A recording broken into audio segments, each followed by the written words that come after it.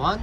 We are back with Glenn Velvet Reviews today, and we're going to do an unboxing on this RYOBI 12-inch compound miter saw. I was installing flooring in one of my rental properties, and I was putting a new kitchen in, and it was a lot easier to cut the floor if I had a sliding saw. So I saw this on sale for like $279. If there's honking or any kind of noise while I'm doing the review, there is a lot of traffic going to New York. See Route 46 East right there, New York.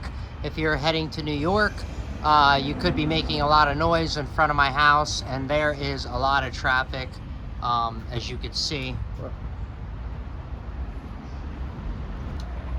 So this is my first time ever having a sliding saw or anything like that.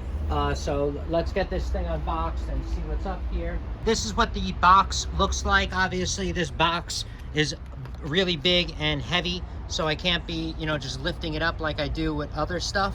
So you guys can give that a pause, just like I tell you with the instructions, and kind of read the specifications, or anything like that you guys think that's important. They usually put it on the box. I have no idea what anything is yet, but there's this thing right here, so let's kind of open everything up. So next thing, there's some other brackets in here that obviously they go somehow on the sides, but I'm not sure exactly, how they go. So those are on there. Then we got the bag. Says RYOBI on it. That's kind of what it looks like. Got the instruction book, which I'll give a scan so you guys, like I said, if you lose yours or anything like that, you can just come back to the video, check it out, and be able to see the instructions, because sometimes the instructions they're just easy to find in one place. So that's kind of what it looks like in the box. Like I said, you can pause that and always see.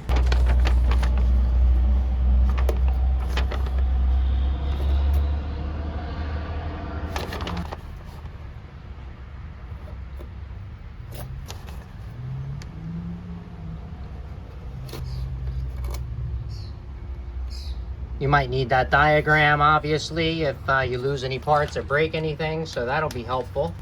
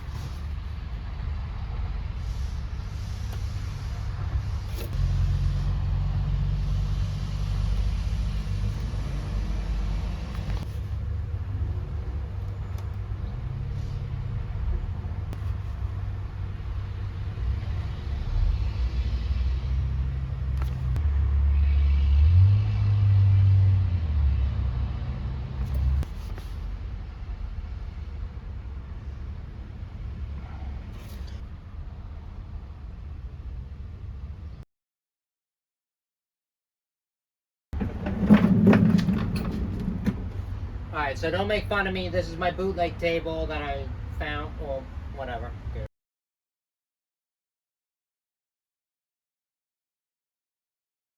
Alright, so that's kind of what it looks like when you pop it out of the box. Obviously, I have to cut that.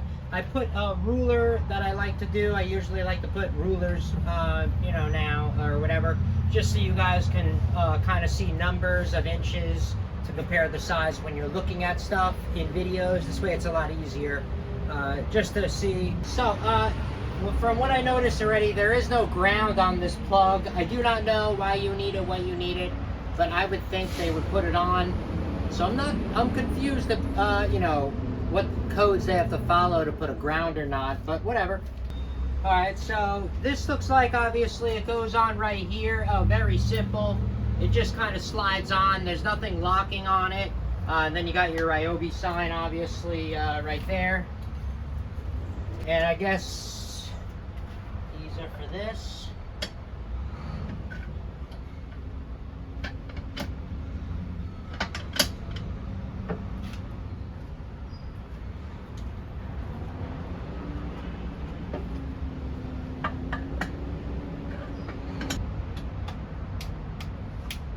Oh, the light. You need the light or not? That's the lock to lock the blade. Alright guys, so let's go over a couple of things on this side that I saw already. So this was installed in here, so this is pretty much going to be your, I guess, wrench that you're going to use to change out the blade, and it's also going to be for this. These are the extensions, but for right now, there's a depth guide. This is the depth guide that you can set for how, you know, how deep you want to be able to go into your material. Okay, so you just set this right here, and now, but what's really cool about this is that there is this little lever that you just switch out.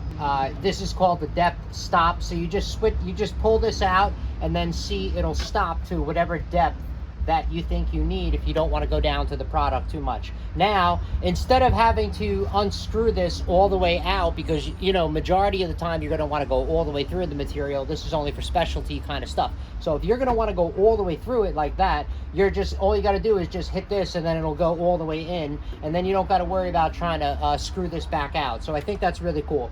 Then they got this base crown molding right here. I guess, you know, when you're going to put the crown molding up. I don't know. I'm not doing crown molding that I know about. I'm sorry, guys, but that's just not what I'm doing. So, yeah. So, anyway, this is where you're going to align the crown molding, pretty much is what it says when you're going to be cutting it to get that. So, then there's also this. This is the locking pin. So, when you put it down, you push this in, and then you could lock it in the down position. It seems like it's going to hold, but if there's a lot of vibration, this might pop out, because I don't see it locking so much that I thought about. There is no bevel inside here that'll lock it, so I do not know why this thing has like a head on it, but whatever. I don't know if you're going to be, you know, carrying this around in your van, you know, from place to place, you know, job sites. I don't know if you're a traveling mechanic, or, you know, I don't know what's going on, but then obviously you look for something different. This is not something I do if I'm a traveling carpenter. I wouldn't get a RYOBI. I would only get this if you're going to be working in your garage like me, if you're a normal, you know, homeowner, do-it-yourselfer, blah, blah, blah. But anything commercial, I'd probably be looking at something else. So it does have a carrying handle, which is right here. So you can pull it up from right here. So, and then if you're going to carry it like this, you're going to have to lock it. So all you do is just screw this in, and then that'll lock you know, the slide in, so this way you can easily be able to pick it up. Well, not easily. This thing's heavy. I'm little. If you're a big guy, you know, you're going to be able to pick it up. But if you're a little man like me, then you're going to have an issue. So I don't know how big or strong you are. This is the light switch right here, as you guys can see, off and on. I can't really test that out because it's so bright. And then on the trigger, you notice that you got to pop this up, see, and then you could squeeze it. So you have to kind of pop this up and then be able to squeeze it. Obviously now there's a lot of safety features on these items. So also, if you want to tilt this left or right, do your 45s and stuff like that, all you have to do, see it's set on 0. You're gonna just, they give you a nice big, what's this called? They give you a nice big grip, and then you can turn it to your 15, 30, 45, all right? It goes all the way up to 45, tighten it in, and then you could do your 45 cuts. All right, so that's kind of cool. I like how they have the wire tucked in. It looks really nice. Mine is like from 1980, the one that I'm using. So this is a very big upgrade for me, because I haven't had a new one of these in 30 years. So it is, there's the chute right here that it's going to suck up the sawdust and shoot it, I guess, right in here. This is like a rubbery kind of feel. So that's going to be very nice, because my other one made a lot bigger mess. And hopefully this one, being a lot newer, will not make such a big mess. All right, so it seems as we come to the front of the machine, we got this right here that you could pick up, and you can easily slide left or right. You could do your, you know, 45. The marker is right here. If you guys could see it, there is the marker right there. So you can mark it 45. You can kind of see what's up right there, and then all you do is just pull this little tab up. Very simple. I like it. I think it's cool. That's 0, and you can cut it 45. So I guess this is just extra security, because it already clicks into place if you want to be quick about it, but if you screw this, the clicker doesn't work. So this is just to give it extra security, I guess. The leg down here is also adjustable, so you'll be able to screw that in and out to you know, make it even with the table, you know, that you do have. I don't know what you're gonna have or whatever. Then we got the fence over here. The fence can be moved. If you're looking at it, can be moved, you know, left or right, all the way down, see?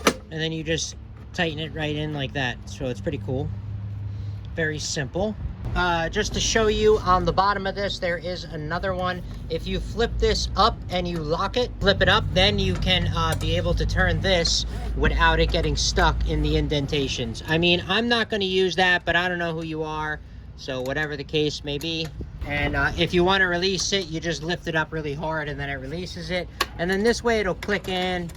And then I could, because I'm a newbie, so that's why I guess I like the new stuff. All right, so next we're gonna install these the blade extenders, right? I mean the table extenders. Let's install that. So let's get this on its back. Oh, that's not too bad. That's pretty easy. Look at that. I could just lean it like that, and it'll stay on its back. So on the bottom there is like this little black screw. So this screw comes out, that's like what, like an inch maybe or something like that. You can put this in.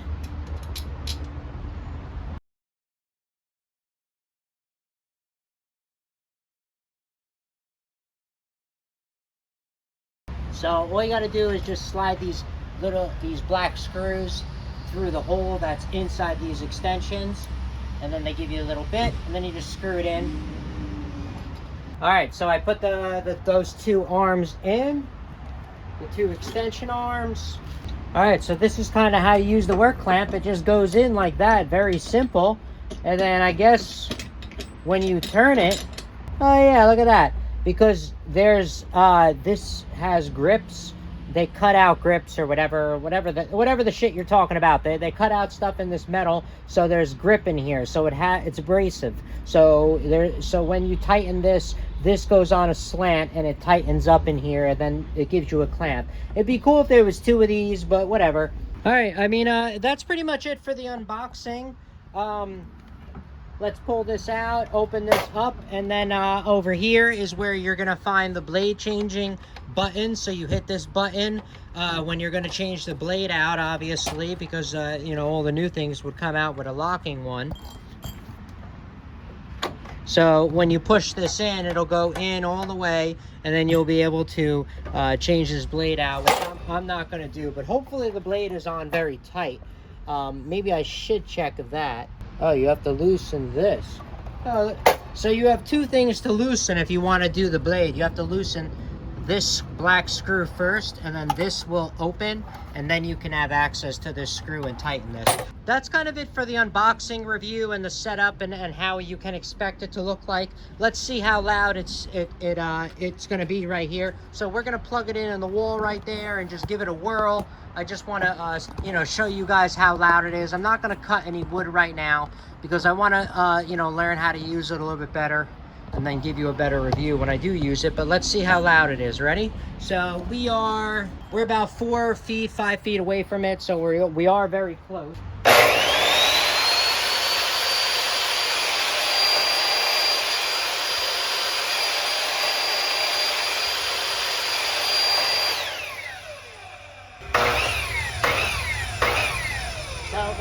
It does have it does have pretty good power. Look at it lift up my hand, so that's good. So that's pretty much how loud it is. That's the unboxing, that's the setup, and that's it. So we're done with Glenn Velvet reviews on the unboxing and the checking out, blah, blah, blah, all the crap. If you have any questions or comments, please post them down below. I would love to know. Also, subscribe to my channel. Join me on my review adventures as I try to put up stuff to help out the community, just like I get help from the community. All right? Everybody enjoy. Be safe. I'm out. Bye-bye.